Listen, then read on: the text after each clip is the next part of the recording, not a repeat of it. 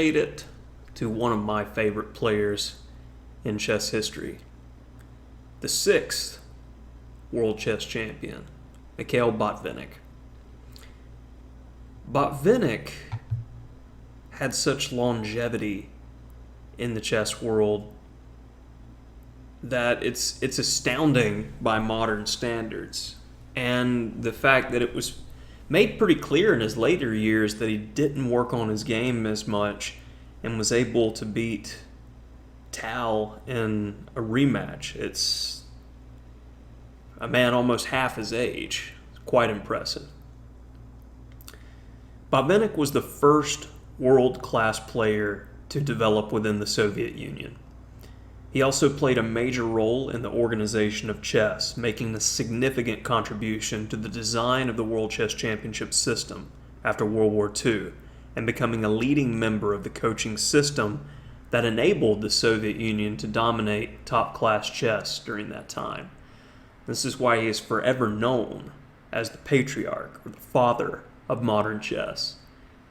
Some of his pupils include World Champions Anatoly Karpov, Garry Kasparov, and Vladimir Kramnik. Botvinnik held the world title with 2 brief interruptions for the next 15 years, during which he played 7 World Championship matches. In 1951, he drew with David Bronstein over 24 games in Moscow, +5 -5 equal to 14, keeping the world title, but it was a struggle for Botvinnik, who won the second to last game and drew the last, in order to tie the match. In 1954, he drew with Vasily Smyslov over 24 games in Moscow, +7 -7 equal to 10. Again, regaining the title. In 1957, he lost rematch to Smyslov, 9.5, 12.5, but the rules allowed him a rematch without having to go all the way through the candidates tournament. And that rematch the following year, in 1958, he won. Smyslov said his health was poor during the return match, and that seems to be something that pops up for 2 of the opponents that Botvinnik faced. In 1960, Botvinnik was convincingly beaten 8.5, 12.5 in Moscow by Mikhail Tal, arguably the most beloved world champion, and he was 23 years old at the time. But again, Botvinnik exercised his right to that rematch, skipping the candidates in 1961, and won 13-8 in Moscow. Commentators agreed that Tal's play was weaker in the rematch, probably due to his health, but also that Botvinnik's play was better than in the 1960 match, largely due to thorough preparation. Botvinnik changed his style in the rematch, avoiding the tactical complications in which Tal excelled, and aimed for closed positions and endgames where Tal's technique was not outstanding. Moving forward, in 1963, he lost the title to Tigran Petrosian, 9.5, 12.5 in Moscow, and FIDE had by then altered the rules, and he was not allowed a rematch. The rematch rule had been nicknamed the Botvinnik rule because he twice benefited from it. After losing the world title the final time to Petrosian in 1963, Botvinnik withdrew from the following World Championship cycle after FIDE declined at its annual Congress in 1965 to grant him the right of an automatic rematch. He remained involved with competitive chess, appearing in several highly rated tournaments and continuing to produce memorable games.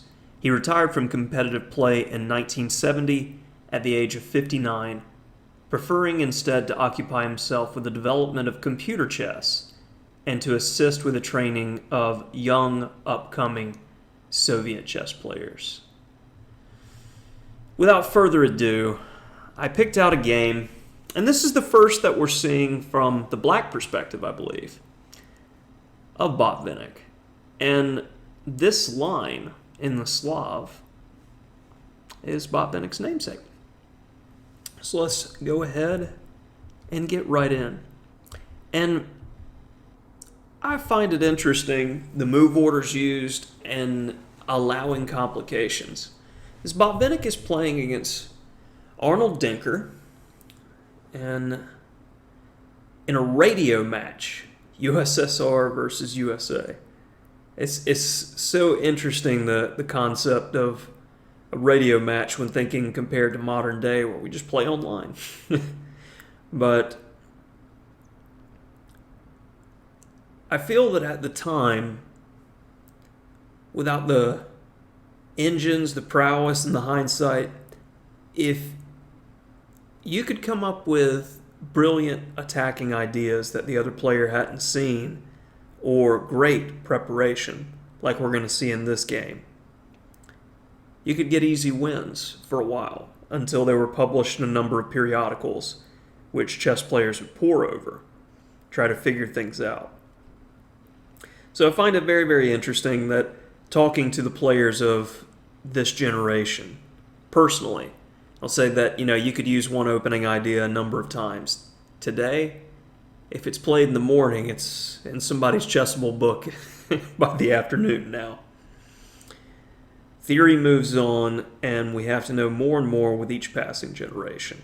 Botvinnik is truly the first world champion to get underneath the game and really evolve a systematic approach, which you see in future Soviet superstars, or those who are produced by the Soviet system.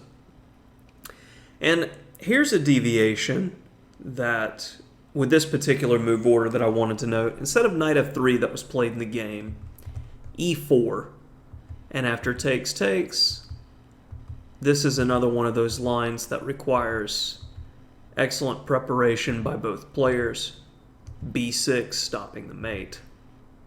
Bishop d7, covering key squares. f6, again covering key squares, and knight h6. 26 games in the database, with the lion's share being a draw from this line. But this is, as I state, with modern engine analysis and many, many games played by strong grandmasters. They didn't have this at the time. So as we see the Botvinnik variation emerge in this game, it's easy to understand how Denker was not prepared. h6, and things are going well. Knight takes, and here's already a key moment, theoretically. I think that players should definitely know that black is required to play h takes g5. I feel pretty comfortable in saying that, because knight d5 leads to this forcing combination. Knight takes f7. We need to protect our queen. Bishop b4, and it looks like black's getting something, but we simply defend the knight. Trying to break through. Bishop b2, getting ready to castle. Simply saved ourselves, and now c6. Love it when the plan comes together. Queen h7, and we have this dirty game, but the attack kind of fizzles as knight d6 check happens, and that was a game from 2005. Basically showing if you've got the calculation prowess, you need only to know the first few moves of theory, and the game plays itself. So coming back, h takes g5, and knight bd7, covering the knight. And after bishop b7, this next move is where the problems begin for white, because it is an absolute necessity to develop the bishop to pressure the queen side. So g3 is the modern move.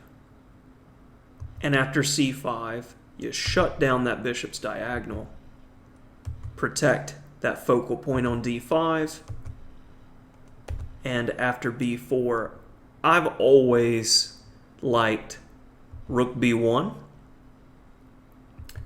And for instance, after b takes c3, queen a6, rook takes b7 is very, very strong. Takes. And you get these messy games and ideas that evolve from these positions. Queen d5, and we'll see gradually the bishops being monstrous in the position where the game falls apart. So of course you cannot take the knight. You need to play a move like queen a6, and after takes,